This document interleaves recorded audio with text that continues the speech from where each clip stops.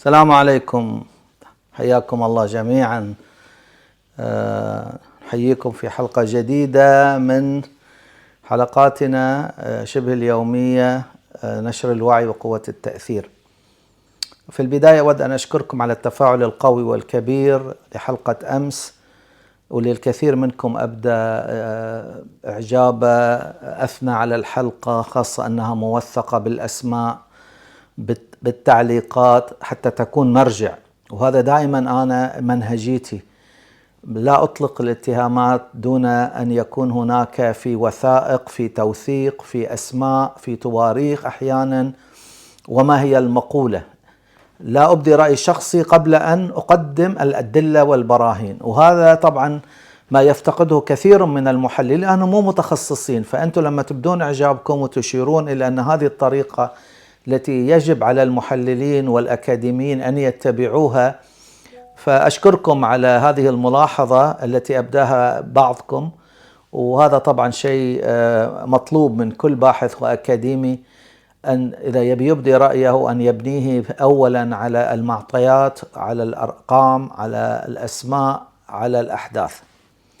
اليوم رح كمل في نفس الموضوع، والخشية أنه البعض سألني لوينسكي، فضيحة لوينسكي المتدربة اليهودية في البيت الأبيض مع كلينتون في رئاسته الثانية، وكيف قصف العراق في عملية ثعلب الصحراء، وكيف قصف في 98 وقبلها في شهر 5 قصف معمل الشفاء في السودان ليصرف الأنظار عن محاكمته والإجراءات التي كانت تجري في الكونغرس لعزله، impeachment. هل يكرر ذلك ترامب مثل ما ذكرت في حلقة أمس في ورطة كبيرة لم يكن يتوقعها ويحسب لها حساب؟ هو يبدو بأنه أساء الحسابات.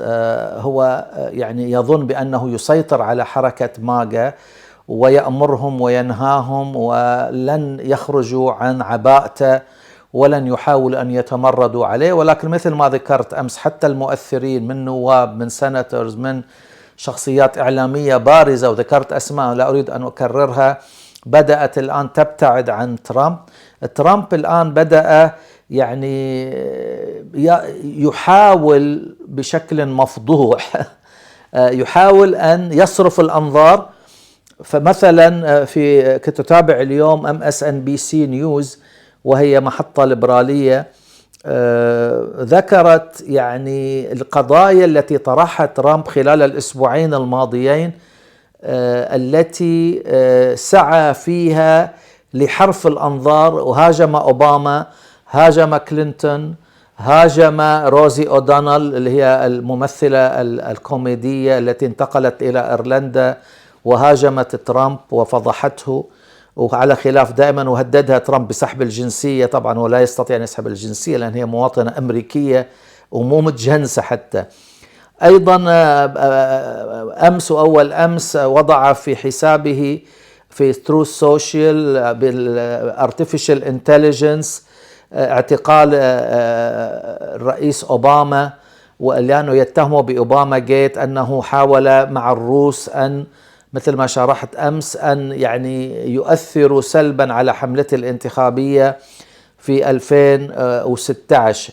هاجم أيضا الإليتس والصفوة والإعلام، ورفع دعوة على وول ستريت جورنال، وحاول أن يصطاد في الماء العكر. يعني كل هذه محاولات يائسة وفاشلة تدل على عمق المأزق الذي يعيش فيه ترامب. إذا نشر القائمة زبائن المتحرشين بالقاصرات لإبستين فهو في ورطة، لأنه إذا ما كان اسمه في القائمة على الأقل أسماء من دعموه ومن مولوا حملته الانتخابية، وهو يصمت عنهم أو لا ينتقدهم أو لا يهاجمهم. وإذا نشرت اسمه موجود ففقد كل مصداقية، لأنه رشح نفسه مع قيادات في حزبه، مع وزراء عينهم ورشحهم، وقياديين خاصة في وزارة العدل، بام بوندي وباتال كاش ودام بونجينو وغيرهم. حتى يعني الآن روبرت اف كينيدي أيضا من هؤلاء الذين مفترض أن يجففوا المستنقع الفساد، فإذا به ويحاربوا الإليتس كما يسمونهم الصفوة، فإذا به ترامب ينضم لهم ويكشف أنه جزء من هذه الصفوة الحاكمة وليس بعيد عنها. فمحاولات ترامب بعدم الكشف عن القائمة، أو حتى إذا كشف عن القائمة وخلط أسماء، في كلا الحالتين هو بين نارين. ترامب بين نارين، كشف الأسماء انفضح إذا اسم فيها أو حلفاء أو المقربين أو الممولين، وإذا لم يكشفها سيزيد من حجم فقدان الثقة واتهامه بالنفاق واتهامه بالازدواجية. طبعا الآن هاجم أيضا جو بايدن، هاجم ولده هانتر بايدن، واتهم بأنه تكسب من خلال أبوه لما كان نائب رئيس، نائب أوباما. كان طبعا مثل ما تعرفون جو بايدن كان نائب الرئيس أوباما 8 سنوات، وكان سنتر خدم 52 سنة في المجال السياسي، وكذلك كان رئيس لأمريكا ل4 سنوات. يتهمه بأنه وفر وظائف أو عقود لولده هانتر اللي كان هو معروف يعني بتعاطي المخدرات، ودائما يكون يعني سكران وعلاقة مع النساء. فهذا طبعا يسيء لوالده أكثر من ما يسيء له، وأنه تكسب من والده بأن حصل على عقود مع شركات أوكرانية وشركات صينية. هاجم أيضا هيلاري كلينتون واتهمها بأن هي مسؤولة عن إخفاء 30,000 إيميل، وطالب من روسيا في 2016 أن تخترق نظام الحواسيب وتطلع هذيل 30,000 إيميل التي مسحتهم. يهاجم هارفارد لأنها تمثل النخبة والصفوة والأهم جامعة في العالم، وكذلك تمثل البعد الليبرالي، وجمد عنها 2 مليار دولار، وحتى حاول أن يمنع الطلبة الأجانب من التسجيل في جامعة هارفارد، وفإذا بقاضي فيدرالي يجمد قراره. فيعني يحاول بشتى الطرق أن يصرف الأنظار، يفتح جبهات، يقاضي CBS نيوز، يقاضي ABC نيوز، يقاضي وول ستريت جورنال، الإعلام الرسمي، الإعلام الرئيسي في أمريكا. أيضا يعني قاعد هو يتساءل ترامب لماذا أنتم ما تتكلمون عن كلينتون في القائمة وعنده صور مع أبستين. يعني كلينتون مو رئيس أمريكا الآن، كلينتون كان رئيس أمريكا في التسعينيات. شو العلاقة؟ كلينتون موجود اسمه، وهو أيضا يعني متهم بأنه على علاقة وأقام علاقة حتى مع لوينسكي. الموضوع الآخر يعني أنا أخشى ما أخشاه أن ترامب المتورط الآن في الداخل، طبعا هني الخطورة بأن انهماك ترامب وقيادات حكومته خاصة وزارة العدل والFBI وحتى يعني مديرة مجلس الاستخبارات الوطني تولسي جابرد وبام بوندي والآخر مدير الFBI لما يكونوا مغارقين كليا في قضية يلمعون ترامب وليتقربون من ترامب، خاصة أن تولسي جابرد يعني هي يعني نائبة من الحزب الديمقراطي، والرئيس أوباما هو كان زعيم الحزب الديمقراطي لما كانت هي نائبة ديمقراطية. شوف شلون تبيع نفسها بشكل رخيص، وهي التي ترفع دعوة جنائية للتحقيق مع أوباما بأنه على علاقة مع الروس، واتهمته بالخيانة بأنه تآمر مع الروس لإضعاف أو يعني تعطيل أو الإساءة لحملة ترامب ب 2016. يعني راحت 10 سنوات للوراء، ب 2015 2016 بس حتى تتقرب من ترامب، لأن ترامب غضب منها لما ذكرت في جلسة في مجلس الشيوخ للجنة الاستخبارات في شهر مارس 2025 أن إيران لم تعسكر برنامجها النووي ولا تشكل خطورة، ولم يتخذ المرشد قرارا بأن يذهب باتجاه امتلاك السلاح النووي. فهذا غضب منها، ولما سألوا الصحفيين أنت قاعد تقول بأن إيران على بعد فترة قصيرة من أن تمتلك سلاح نووي، وهذا يخالف كليا ويتعارض مع تقييم الاستخبارات الأمريكية ورئيسة 18 جهاز استخبارات اللي هي تولسي جابرد بأن إيران ليست مقتربة، لم تقترب بعد ولم يتخذ القرار. فقال هو said that؟ فقالوا له، قال هذه ما لا تفهم، أنا متأكد بأن إيران تقترب من امتلاك السلاح النووي. فأنت لما تصدق نتنياهو مجرم الحرب على أكبر جهاز استخبارات عندك، فهذا فيها مشكلة يعني. الأخشى ما أخشى أن هذا الانهماك لترامب وقيادات إدارته سيصرف الأنظار عن قضايا خارجية، والتركيز الآن مشتت. ترامب مشتت بالفعل، من يشاهده يراه في مرتبك، يراه في ورطة، يراه يعني مو عارف شلون يتصرف. وهني اللي أخشى أنا أن يكرر سيناريو كلينتون عندما كان يحاكم لعزله بعد فضيحة ليوينسكي وإقامة علاقة جنسية معها متدربة يهودية أمريكية في البيت الأبيض، أنه شن حرب، ضرب بعد اعتداء على السفارتين الأمريكية في تنزانيا وفي كينيا في نيروبي ودار السلام، قصف معمل الشفاء في السودان. شو العلاقة؟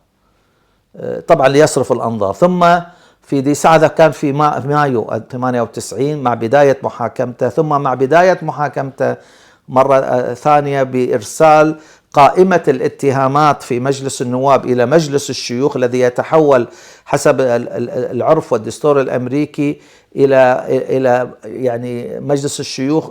مجلس النواب ينقل الاتهامات، قائمة الاتهامات، مجلس الشيوخ يحاكم، يتحول إلى قاضي وإلى هيئة محلفين تستمع إلى الاتهامات وتحكم. ولكن بما أن لا يوجد حزب في أمريكا عنده 67 مقعد في مجلس الشيوخ، فلم يتم إدانة وعزل كلينتون كما لم يتم إدانة وعزل ترامب مرتين. حتى أن ترامب استخدم أيضا ما نسميه صرف الأنظار عندما كان يحاكم على علاقته مع روسيا بأنه اغتال قاسم سليماني في 2020. يعني أيضا ترامب قصف قاعدة الشعيرات في سوريا في أبريل 2017 عندما كان مولر المحقق الخاص الذي كان يقترب من التحقيق بعلاقة ترامب مع روسيا. وفي يناير 2020 اغتال قاسم سليماني وافتخر بأنه الرئيس الأمريكي الوحيد الذي اغتال قاسم سليماني. يعني قاسم سليماني أهم قائد عسكري لإيران في الحرس الثوري، وهو كان مسؤول عن مشروع إيران الضخم في المنطقة وحروبها في العراق وفي سوريا وفي لبنان. فقام باغتيال قاسم سليماني في مطلع يناير 2020 بعد أيام من تقديم قائمة اتهامات لعزله إلى مجلس الشيوخ. إذن فترامب عنده سجل يتفنن فيه في صرف الأنظار عن قضية مهمة جدا، ولكن هذه المرة مختلفة. هذه المرة قاعدته الانتخابية، قاعدته التي يرتكز عليها، عموده الفقري، هو الذي الآن يشهد انشقاق وتفكك، ويمكن حرب أهلية، ويمكن ابتعاد قياديين في الحزب ومؤثرين وإعلاميين وسياسيين عن ترامب، لأنه بدأ يفقد هالته وبدأ يفقد إمساكه بزمام الأمور، والوضع يتدحرج. وحتى وصل الأمر إلى أن الإعلاميين الآن غاضبين على CBS نيوز، قررت أن تنهي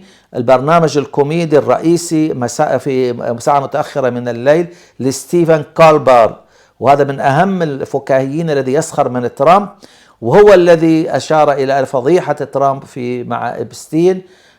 وCBS تريد أن تندمج شركتها الأم مع شركة أخرى، تضم شركة أخرى، فتخشى بأن ترامب سيعرقل ذلك، فضحوا بكولبر لإرضاء ترامب. يعني شوفوا، حتى صار في قمع للحريات في أمريكا من أجل إرضاء ترامب. يعني أمريكا ليست أمريكا، وما يجري فيها بالفعل يقترب من سلوك رئيس سلطوي وإعلام يحاول أن يرضيه بالدوس على أبرز ما تقدمه الولايات المتحدة الأمريكية والدستور الأمريكي من حرية الرأي وحرية التعبير وحرية الاختلاف. ولكن مع ترامب لا يمكنك أن تتحدث عن هذه الأمور. الموضوع مثل ما ذكرنا خطير، الموضوع متصاعد، الميجا في غضب، في حالة من يعني الاستياء الشديد. ترامب قد يعني كالساحر قد يطلع أي شيء، فإذا شن هجوم، إذا قام بعمل ما غير متوقع، فلا تستغربوا. ترامب يريد أن ينجو، يريد أن يحافظ على سمعته، على إمساكه بماجا، وأنه الرئيس الأعجوبة، الرئيس الذي لم يصل إلى مستوى أي رئيس آخر. نتابع الموضوع، أشكركم على المتابعة والتعليق، نراكم في حلقة قادمة. السلام.